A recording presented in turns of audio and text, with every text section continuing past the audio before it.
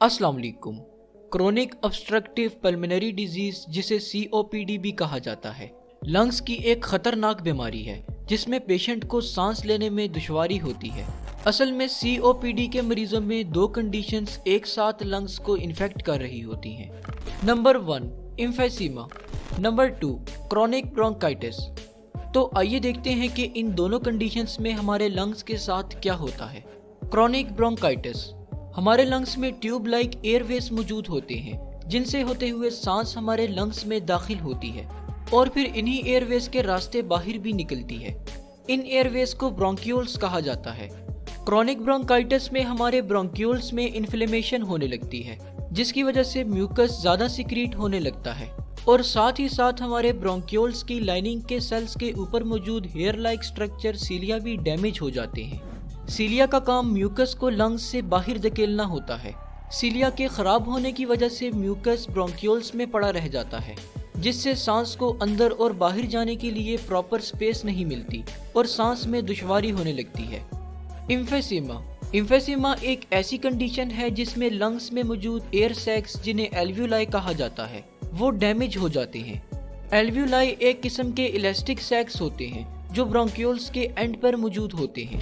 जब हम सांस लेते हैं तो एल्वियोलाई फूल जाते हैं और इस तरह सांस को लंग्स में दाखिल होने की स्पेस मिलती है। फिर जब हम सांस बाहर निकालते हैं तो ये एल्वियोलाई रिलैक्स कर जाते हैं और सांस को बाहर धकेल देते हैं। ये बिल्कुल इसी तरह होता है जैसे हम बैलून में हवा भरते हैं तो वो फूल जाता है और जब होल से हाथ हटाते हैं तो इलास्टिक होने की वजह से बैलून अपनी असल हालत में आ जाता है और हवा बाहर निकल जाती है।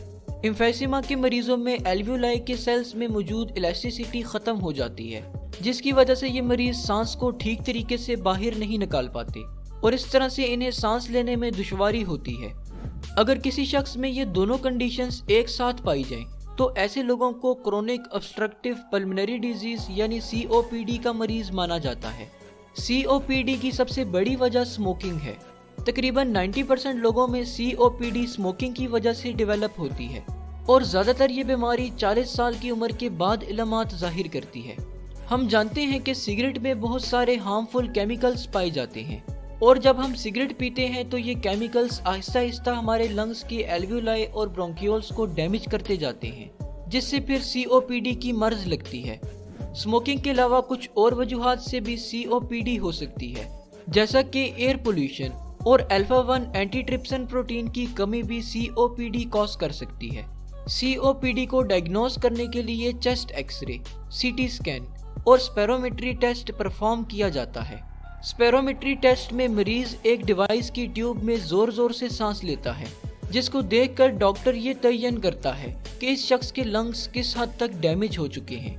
अब अगर ट्रीटमेंट की बात की जाए तो COPD को ट्रीट नहीं किया जा सकता लेकिन इसे मजीद खराब होने से बचाने के लिए स्मोकिंग से परहेज और कुछ मेडिसिन जैसे कि कॉर्टिकोस्टेरॉइड्स और इनहेलर्स वगैरह दिए जाते हैं। तो होप सो इस वीडियो से आपको COPD के बारे में कुछ ना कुछ जरूर नया जानने को मिला होगा।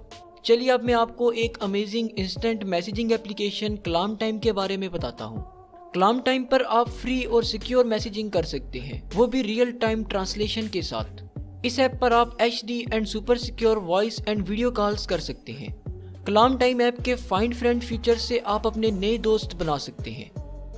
तो आप भी डिस्क्रिप्शन में दिए गए लिंक पर क्लिक करके इस ऐप को ज़रूर डाउनलोड कीजिएगा। शुक्रिया, अल्लाह हाफिज़।